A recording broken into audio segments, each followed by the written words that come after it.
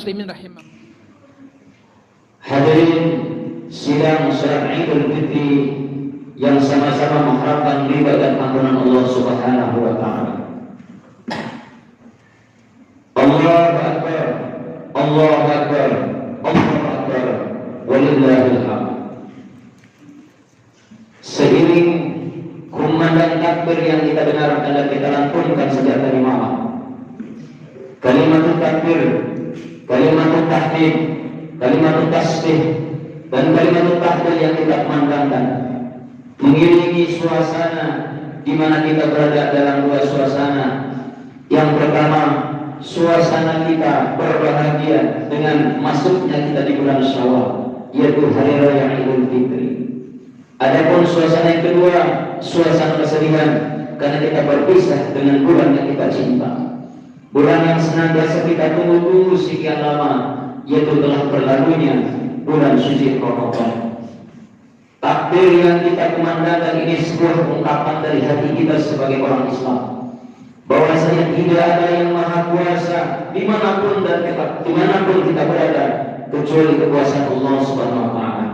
Allahu Akbar artinya Allah Maha Besar, yang mengakuikan selain Allah semuanya kecil. Hadirin, ketika kita mengucapkan Allahu Akbar, berkata kita ini kecil di hadapan Allah.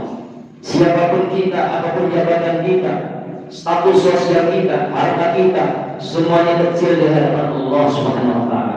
Harta kita kecil, kedudukan kita kecil, rumah kita kecil, tidak ada yang disombongkan. Yang maha sombong adalah Allah Subhanahu wa taala. Kalimat tahmid adalah kalimat syukur dan ucapan alhamdulillah, menunjukkan ungkapan daripada kita bahwasanya kita telah banyak diberikan nikmat oleh Allah Subhanahu wa taala. Nikmat yang tidak terhingga berapa banyak dan jumlahnya. Manusia tidak akan sanggup menghitung nikmat. Kita hanya punya kewajiban untuk mensyukuri nikmat. Salah satu nikmat itu adalah Allah berikan kita kesempatan panjang umur dan melaksanakan ibadah di bulan suci Ramadan. Kalimat tasbih merupakan ungkapan bahwasanya tidak ada yang maha suci adalah selain Allah Subhanahu wa taala.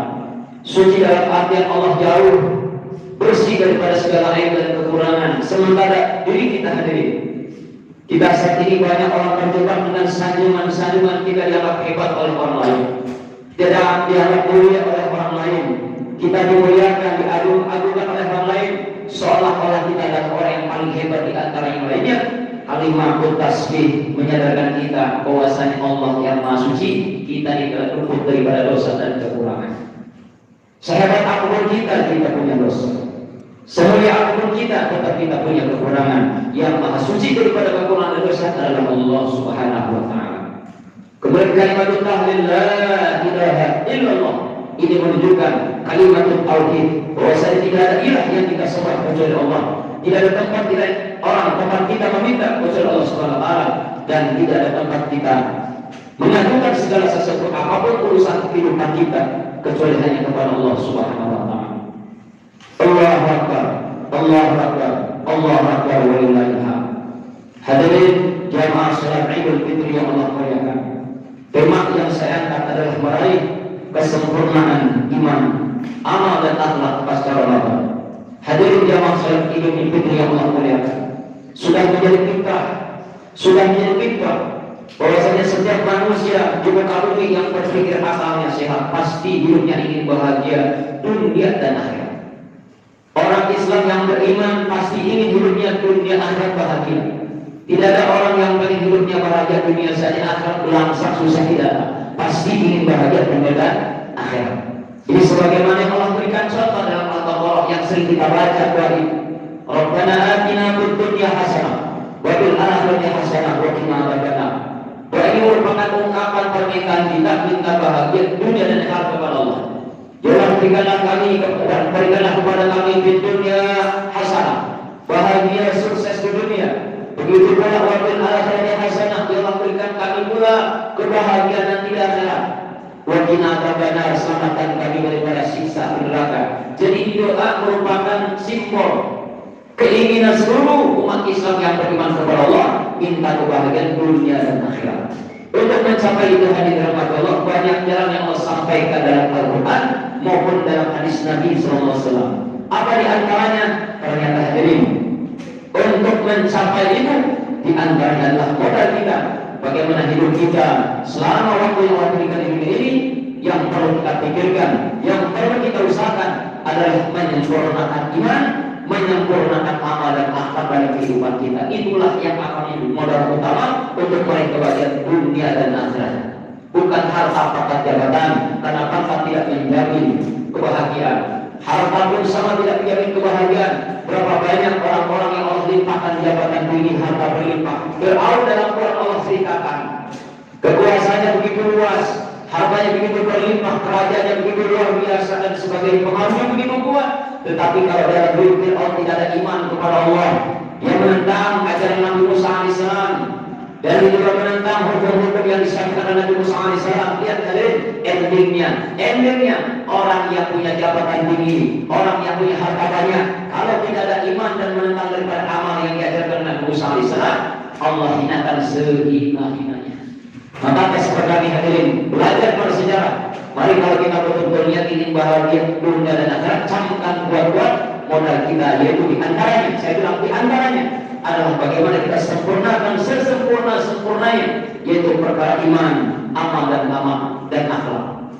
Dalam Quran Allah janji dalam surat Al-Baqarah ayat 7 ayat 8. Ini janji Allah, bukan janji kita.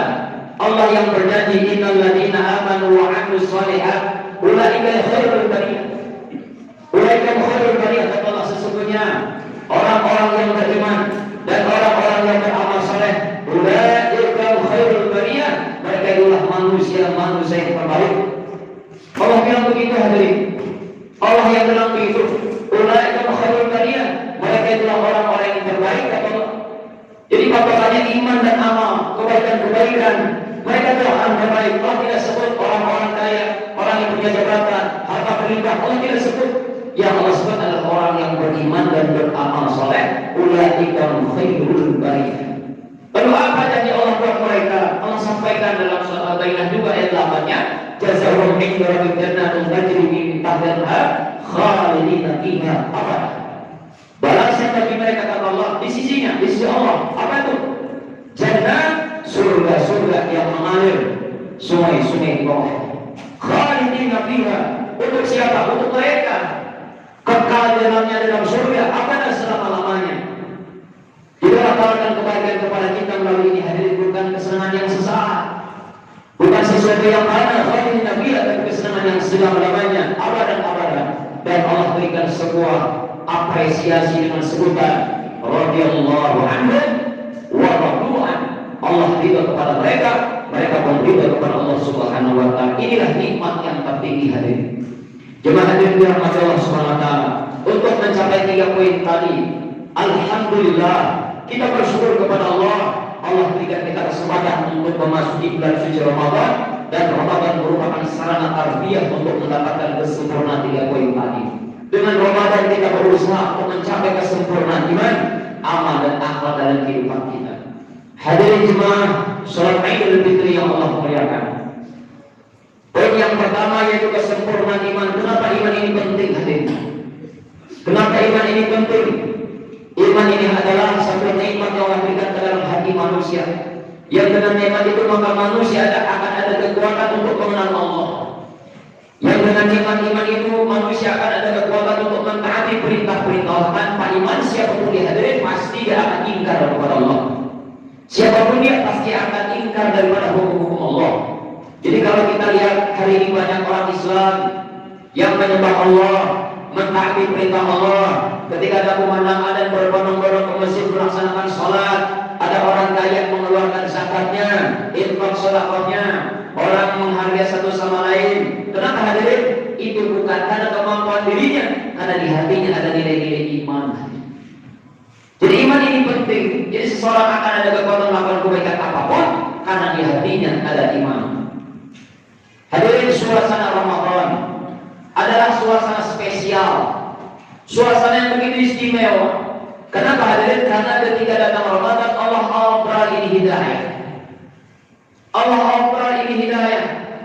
Padahal hadirin nikmat iman ini masya Allah nikmat yang mahal. Nikmat yang mahal. Kenapa saya katakan nikmat yang mahal? Ini hidayah Allah berikan kepada orang yang Allah kehendaki saja. Tidak semua orang Allah kasih, tetapi ketika Ramadan Allah obral gini iman. Bapak-bapak, ibu-ibu, secara fakta realita bisa kita bedakan. Bagaimana suasana Ramadan dan di luar Ramadan sangat berbeda. Lihat masjid-masjid penuh dengan jamaah. Mohon maaf.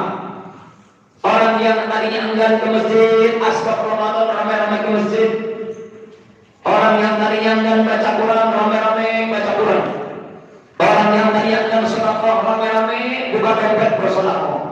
Orang yang tadinya ada kepedulian sosial, ramai-ramai dia beri santunan. Ini suasana membuat kita menjadi bergairah untuk melakukan kebaikan. Pertanda apa? Allah obral iman bulan ini hari. Maka dihadirkan oleh Allah SWT. Harapannya apa? Pasca Ramadan jaga iman. Kesempatan kita untuk beribadah di bulan suci Ramadan, pertahankan. Ini merupakan pemberian yang mesti kita jaga. Ketika seseorang diamanati dikasih harta banyak, Pak saya kasih modal 1 miliar, subhanallah mungkin dia syukur hati. Merasa sebelumnya dia hidup susah, miskin, tidak punya uang, dikasih uang 1 miliar, hilang yang luar biasa. Saking hilangnya dia bilang sama simpan itu uang baik-baik jangan sampai hilang. Kenapa hadir ini nikmat mahal katanya? Kita bosan hidup miskin, sekarang jadi kaya raya, simpan itu uang baik-baik. Kita berikan rumah, kita berikan kendaraan dan sebagainya. Ini nikmat 1 miliar. Allah berikan iman kita iman yang akan membuat kita bahagia dunia dan akhirat, wajib kita pertahankan hari ini. Maka bagaimana iman yang sudah ada yang Allah berikan di bulan ini, pertahankan pasca Ramadan, bulan Syawal dan seterusnya. Hadir rahmat Allah SWT, hikmah puasa yang kita lakukan ternyata. Ketika orang berpuasa dari mulai pagi sampai sore, mulai terbit fajar sampai terbenam matahari, ada 2 hikmah. Ada 2 hikmah. Apa yang pertama, ketika kita puasa, ternyata asbab puasa ini Allah tingkatkan iman kita. Hadiah daripada orang berpuasa ini Allah tingkatkan iman kita. Maka asbab iman kita meningkat, otomatis hadirin kekuatan amal jadi meningkat. Itu yang pertama. Yang kedua, hikmah puasa yang kita lakukan, ternyata dengan lapar-lapar, berhaus-haus, ini otomatis Allah lemahkan kekuatan nafsu kita. Allah lemahkan daripada nafsu kita. Kenapa hadirin? Dengan asbab Allah lemahkan nafsu kita, otomatis kekuatan untuk bermaksiat pun akan berkurang. Makanya kita lihat alhamdulillahirabbil alamin, bisa bagi Ramadan setidaknya kita bisa ngerem untuk berbuat maksiat. Orang tak berani macam-macam karena malu minimal kepada Ramadannya. Malu lagi puasa, nggak mau macam-macam lagi puasa, ini pertanda iman kita ditekan, nafsu kita ditekan. Kenapa kita hadirin? Di dalam Quran Allah sebutkan dalam surah Shad ayat 38. Allah berfirman, "Wala tattabi'ul hawa fayudillaka an sabilillah." Dan Allah, hei manusia, jangan kau sekali-kali mengikuti hawa nafsu kamu. Nafsu ada dalam diri kita, tapi bukan untuk diikuti, bukan untuk dibetulkan, tapi untuk kita tundukkan. Dan jangan sampai kita ikut kepada hawa nafsu. Jangan kau ikuti hawa nafsumu. Jika kau ikuti, fayudillaka an sabilillah, maka engkau akan sesat. Daripada apa? Daripada jalannya Allah Subhanahu wa ta'ala. Hadirin jemaah salat Idul Fitri yang Allah muliakan, apa bahaya nafsu? Saya ingin sampaikan singkat saja. Ada indikator orang-orang yang telah diperbudak oleh hawa nafsunya. Ini bahaya. Perlu dicamkan sama-sama hadirin. Karena saya sampaikan di awal, siapa orang yang ikut kepada nafsunya, Allah akan hinakan dia, tersesat daripada jalan Allah. Apa indikator orang yang diperbudak hawa nafsu hadirin? Yang pertama, hatinya akan rusak dan berpenyakit. Tanda orang yang diperbudak hawa nafsu, dia akan punya penyakit hati, timbul sifat sombong, merasa jumawa, merasa hebat dan sebagainya. Ini artinya orang yang sudah diperbudak oleh hawa nafsunya, sifat sombong timbul. Sehingga kata Nabi, apa tanda-tanda orang sombong? Batalul haq wa ghamdun nas. Orang sombong itu hadir, sulit menerima kebaikan dan selalu meremehkan orang lain. Timbul sifat hasud, iri dengki, tidak senang dengan kesenangan orang lain. Dia bangga senang melihat orang lain susah, ini orang hasud. Timbul sifat ria, sum'ah dan sebagainya. Ini indikator pertama orang yang memiliki orang yang diperbudak oleh hawa nafsunya. Apa yang kedua? Yang kedua hadirin adalah hatinya mati. Mananya Pak orang yang diperbudak hawa nafsunya hatinya mati, orang semacam ini na'udzubillah min dzalik, tidak bisa merasakan kesusahan orang lain, hilang sifat empatinya, tidak peduli dengan kesusahan orang lain. Dia tidak memikirkan bagaimana saudaranya kelaparan, tidak pikirkan bagaimana saya susah, yang penting saya yang senang. Orang yang hatinya mati, maaf, tidak bisa melihat mana halal, mana haram, mana yang hak, mana yang batil, mana yang baik, mana yang buruk. Timbulnya adalah menghalalkan segala cara. Lalu yang ketiga, hadirin, apa itu?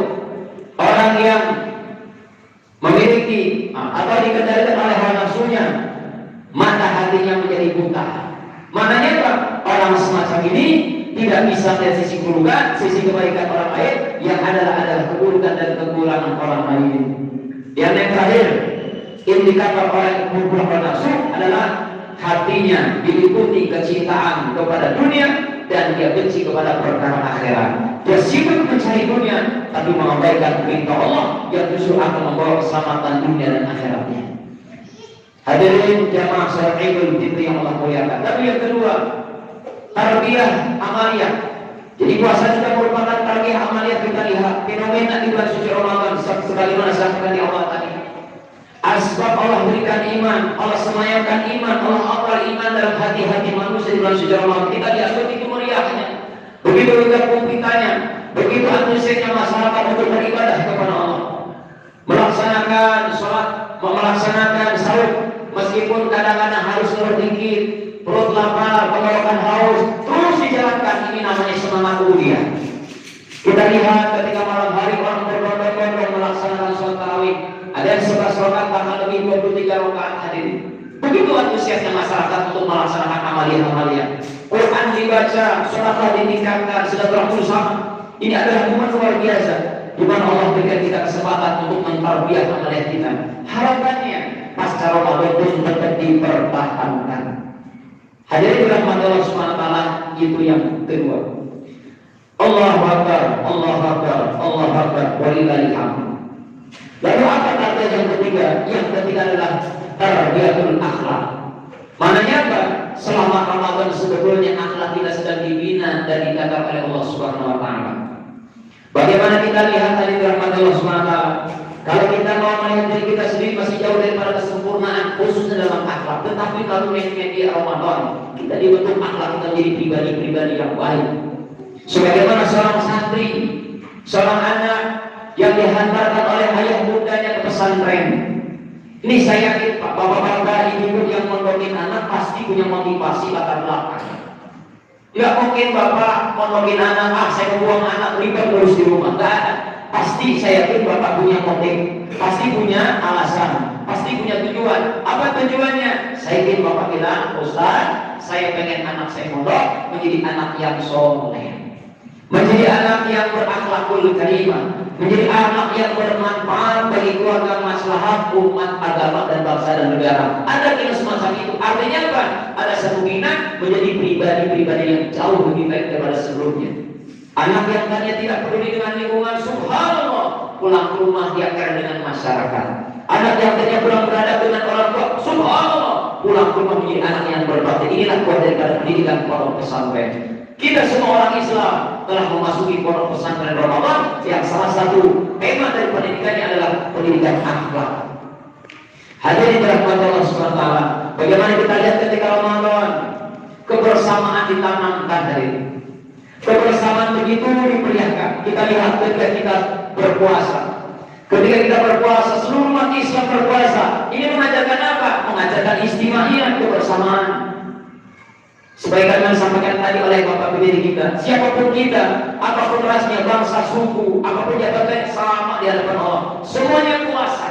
Ketika puasa, hukumnya sama, aturannya sama. Tidak boleh makan, tidak boleh minum, tidak ada istilah pengkhususan dalam hal ibadah ini. Semuanya sama. Ini mengajarkan kebersamaan. Ketika kita melaksanakan sholat tarawih sama hadirin. Kita bersama-sama untuk apa? Bukan hanya menunaikan sholatnya, tapi melatih kebersamaan dengan satu komando, yaitu imam. Ketika imam bertakbir, semua makmum bertakbir. Ketika imam i'tidal, semua pun i'tidal. Ketika imam sujud, semua sujud. Ini mengajarkan kebersamaan.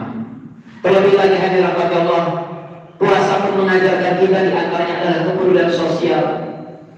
Apa itu di antaranya? Di antaranya diwajibkan seluruh umat Islam untuk mengeluarkan zakat. fitrah. Nah, ini pendidikan empati. Bagaimana kita peduli kepada sesama orang Islam yang lain. Hari ini kita merasa Masya Allah tercukupi fasilitas, kebutuhan terpenuhi, makan 3 kali dalam sehari semua terpenuhi. Tapi di sisi lain hadirin kita tidak tahu di seberang sana, di balik gunung di sana, di balik pulau di sana, banyak orang-orang yang hidupnya dalam kesusahan. Tidak seperti kita. Orang yang mungkin kehidupannya kurang beruntung daripada kita. Kita mendapatkan fasilitas, mendapatkan penghasilan rutin selama sebulan tidak kurang sedikit pun.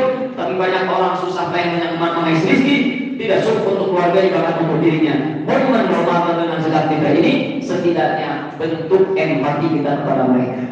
Bentuk kepedulian kita kepada mereka bahwasanya umat Islam adalah saudara dan sebagai saudara adalah bisa meringankan kesulitan saudaranya melalui media zakat fitrah. Hadirin dirahmati Allah Subhanahu wa taala. Lalu apa hikmah daripada tarbiyah akhlak tadi? Di antaranya saya sampaikan hadis Nabi berkaitan tentang zakat fitrah. Pada Rasulullah SAW zakat al-fitrah tuhratan lisan wa ta'matan lil masakin.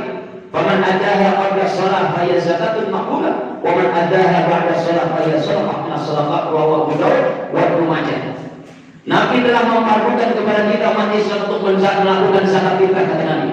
Untuk apa? Tujuannya 2 di antaranya tuhratan lis-shaim. Jadi ternyata tujuan daripada fitrah ini dianjurkan karena diwajibkan setiap orang Islam.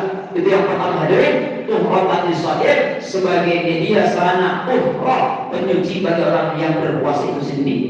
Yang kedua, wa ta'matan lil masakin, sarana media makanan bagi orang-orang yang miskin. Jadi keuntungan fitrah ada 2 yang Bapak Ibu keluarkan. Yang pertama untuk kita supaya dosa-dosa kita tidak murni. Yang kedua memberikan keuntungan materi kepada yang lain supaya mereka yang susah miskin fakir tidak kelaparan ketika datang hari raya Idul Fitri. Man ada hamba sholat, siapa yang menunaikan ini zakat fitrah sebelum sholat, maka itu disebut dengan zakat fitrah yang diterima. Dan barang siapa orang menunaikan ibadah zakat fitrah selepas itu, maka itu tidak disebut dengan zakat fitrah, tapi disebut dengan sholat biasa saja. Hadirin jemaah yang muliakan, dalam momen Ramadan kita belajar banyak tentang kebaikan-kebaikan. Maka ketika kita memasuki bulan Syawal ini, subhanallah, ini merupakan saat yang begitu tepat, di mana kita belajar untuk bermuhasabah, melihat diri kita sudahkah kita betul-betul melaksanakan Ramadan dengan baik sehingga kita mendapatkan jaminan ampunan Allah Subhanahu wa taala. Hablum minallah kita maksimalkan selama Ramadan, tapi jangan lupa sebagaimana disampaikan tadi oleh Bapak Pemimpin kita adalah manusia biasa, makhluk sosial. Ini pun perlu kita perhatikan. Maka di momen Syawal ini, di momen Syawal yang berbahagia ini, mari kita sama-sama untuk saling memaafkan. Mengakui diri kita bukan makhluk yang suci daripada dosa. Mengakui diri kita tidak luput daripada kekurangan dan aib-aib. Di sisi lain pun kita harus lapang dada ketika orang mengungkapkan kesalahannya kepada kita. Satu sisi kita minta maaf, satu sisi pun kita mesti mudah untuk memaafkan orang lain. Ini merupakan syariat hadir. Sebagaimana Allah dalam surat An-Nur, kalian saling memaafkan. Wajah selalu berlapang dada, jangan sempit. Sebab kadang-kadang ada orang yang maaf, ada yang minta maaf, tapi kadang-kadang berat untuk memaafkan, berarti hati kita masih sempit. Yang Allah perintahkan, wajah selalu berlapang dada. Alam tuhibbunal ayatul aqul. Tidakkah kamu tahu? Tidakkah kamu suka dengan asal kita saling memaafkan? Maka Allah akan ampuni seluruh dosa-dosa kalian, kata Allah.